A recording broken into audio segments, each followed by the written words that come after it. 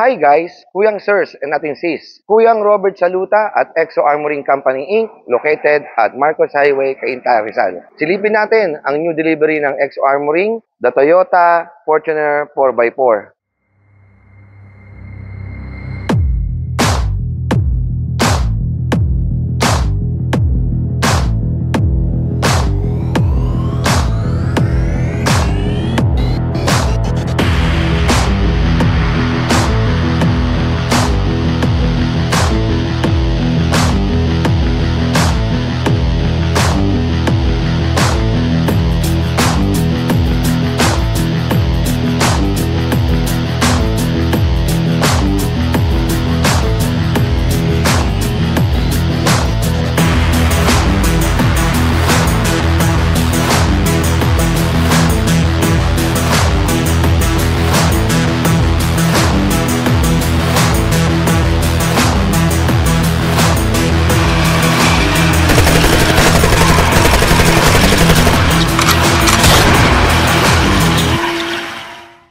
Ang ginawa nila dito ay assault rifle protection. So, silipin natin kung ano ang mga features nito.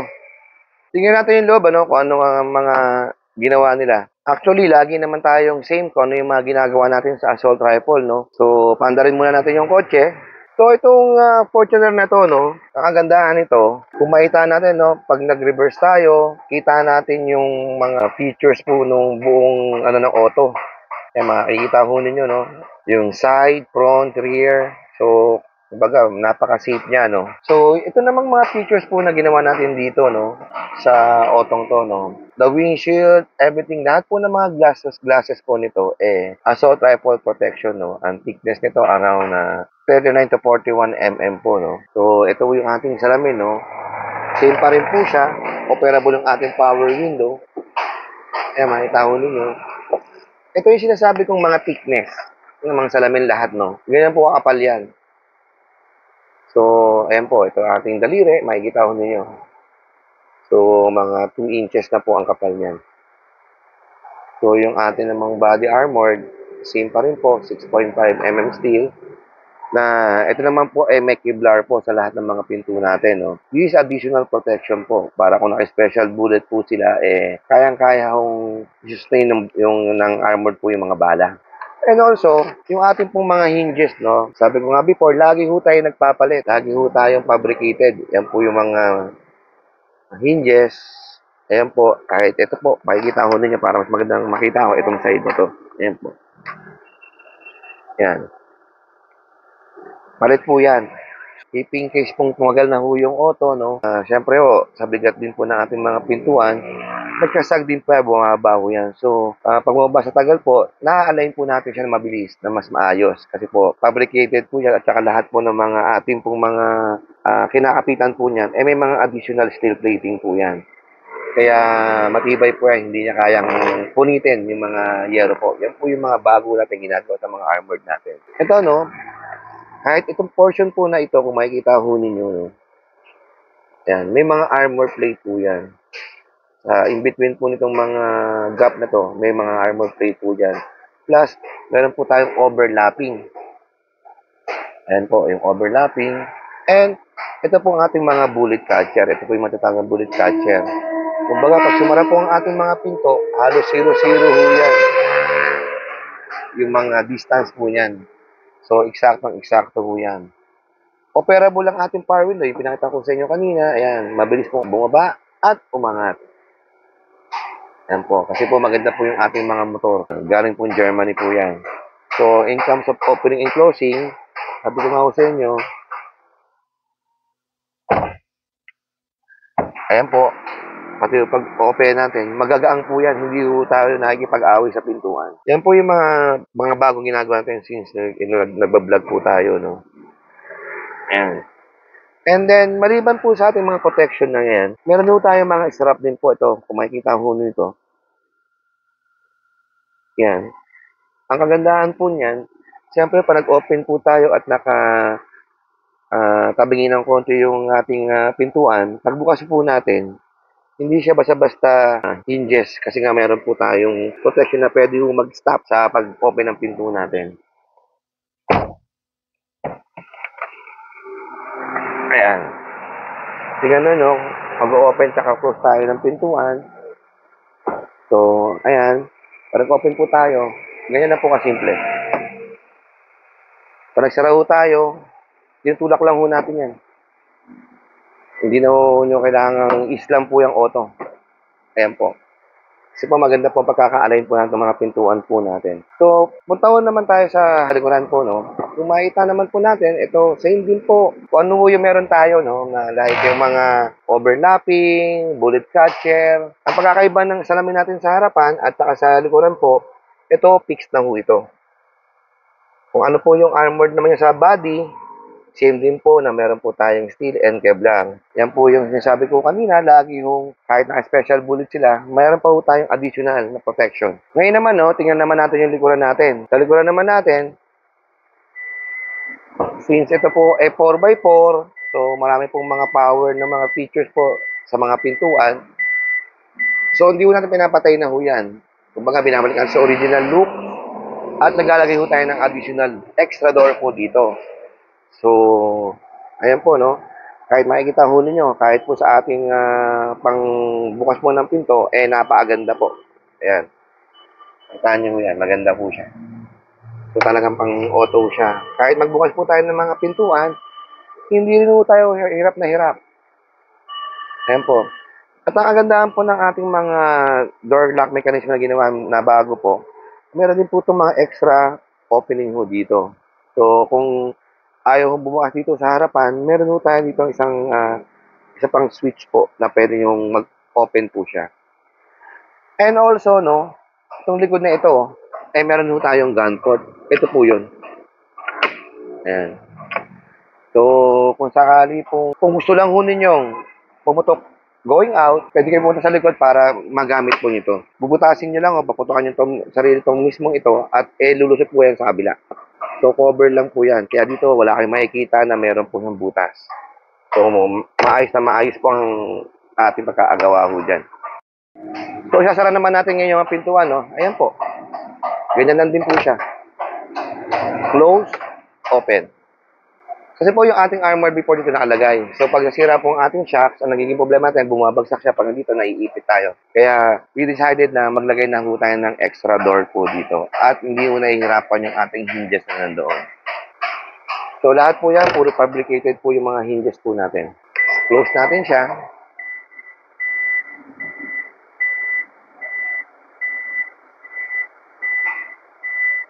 Ayan po. Ito po, palisara niya, iba-vacuum na ho niya. May sarili pong vacuum talaga yung mga original na Fortuner. Punta naman tayo dun sa kabilang side ng pintuan natin, no? Sa front po. Ito yung sinasabi ko sa inyo, ang ating po power window, left and right po sa front. Ang purpose po niya, kung may sakali ko kayong gustong kausapin, pwede nyo siyang ibaba. Ayan. Ngayon po, open the light. Usapin niyo siya, hindi ho kayo kayang-kayang mabuksan po ng pintuan yan kasi nakasarado ang pinto. Parang ganito po yan.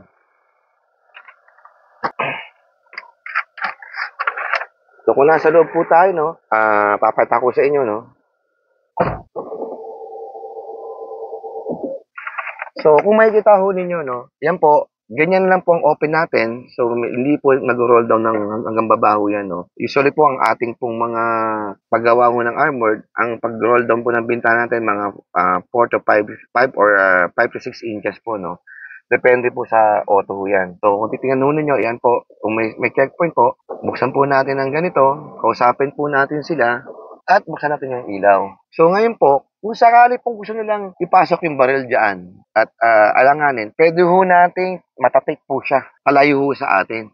Kasi may pwersa naman ho tayong pwedeng magawa at isara ho natin yung bintana. So, yan po yung mga additional features po ng ginagawa ho natin, no? And second po, kung sakali pong masira po yung aircon natin, no, during travel time na medyo malayo, hindi ho tayo suffocated kasi pwede ho tayo mag-travel na nakababa po ang bintana natin.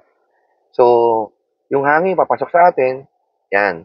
Kung hindi naman gumagana ang bintana natin, problema ho yan. Siyempre, sobrang init, everything po, walang hangin. mahirapan naman po tayong huminga. Kaya yan po ang advantage po niyan. So yung ating pong hinges, lahat po, ganun fabricated. Yung mga strap natin, pare-parehas po yan. Yung ating pong mga overlapping and bullet catcher, yan po, same din po, left and right din po yan. So ito naman po, naglagay po tayo ng wang-wang dahil nag-request po yung ating customer, no? Meron po tayong blinker and meron po tayong wang-wang na dinagdag, no? Ayan po, no? Meron tayong power on-off, no? So kahit kung nasara yung ating pintuan, pwede din tayo may pag-usap dito, no? Ayan. Hello. Hello.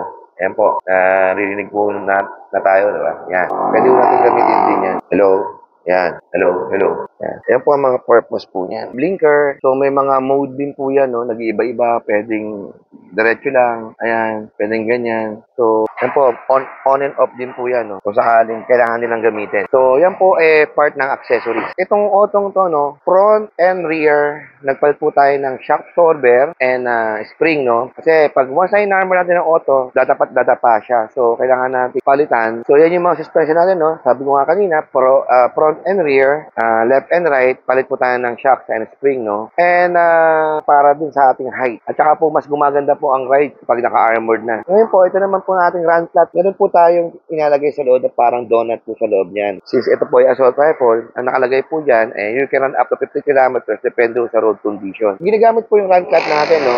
Halimbawa, pag naharang tayo, nabaril po yung gulong natin, mawala ng hangin, hindi po siya dadapa na dikit kagad sa rim. Ibig sabihin po, may mga clearance pa po yan hanggang dito. So, kaya makakalayo ho kayo. Siyempre po, eventually, sisirain pa rin niya yung gulong mo, no? Yung rim nyo, kung hindi maganda yung road talaga, pwede niyang basagin, pero makakalayo kayo sa kung saan po kayo naharang o ma-ambush man. So, bali po ang ginagawa ho natin, no? 5 gulong po yan, even the spare tire. Bakit po 5 ho siya? Para hindi nila makalimutan kapag nag-rotate mo siya ng gulong na yung spare tire, wala. Pag nailipat mo nila sa ibang area yan, yung sabihin, meron pa rin silang run flat sa engine area, no, kung ano ang ating mga ginagawa. So, sa engine area naman natin, no, meron po tayong fuse box na naka-protection, yung battery po natin naka-protection, and the firewall po. Tinanggal po natin ang dashboard niyan at nalagay po tayo ng firewall. So, yan po ang mga input natin kailangan pong lagyan. Ito yung may mga fuse, may mga computer box, yan po, may natakpan po natin. Dito naman sa ating bumper, no, may ram bumper naman tayo. So, hindi nyo nakikita yan, pero may mga bakal po sa loob na yan na nakahamula rito, nakaganon po.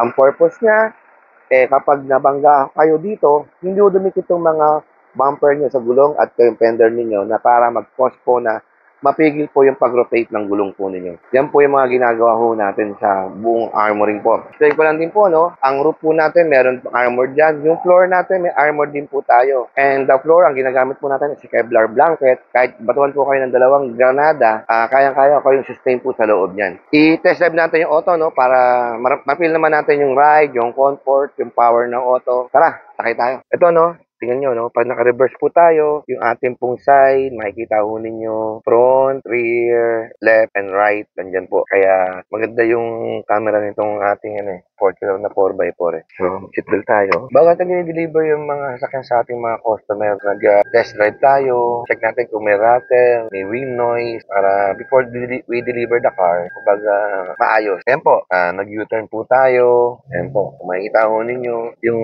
handling ng auto, maganda. Yung power niya, kahit 2.8 liter lang ito, malakas po yung power niya. Kumbaga lahat ng auto ngayon, maliit na rin ang engine, malalakas po ang mga power. Braking system niya, ayan po. Naman, patik lang ho yun, pero lakas po ng preno niya. Improve na yung mga braking system natin kahit naka-armored po. Sa mga bago, maganda po ang preno. Ayan. Ito po, no, ito yung mga features po na nabanggit ko kanina sa mga armored natin. Kahit assault rifle po to, hanggang to, kayang-kaya ng auto. Ano. Ngayon po, nagpapa-shoutout pala yung ating mga kaibigan sa Masonaria. Shoutout tayo sa Pasig City Masonic Lodge number 409 at Katipunan Masonic Lodge 489. So, hi mga kuyang sirs.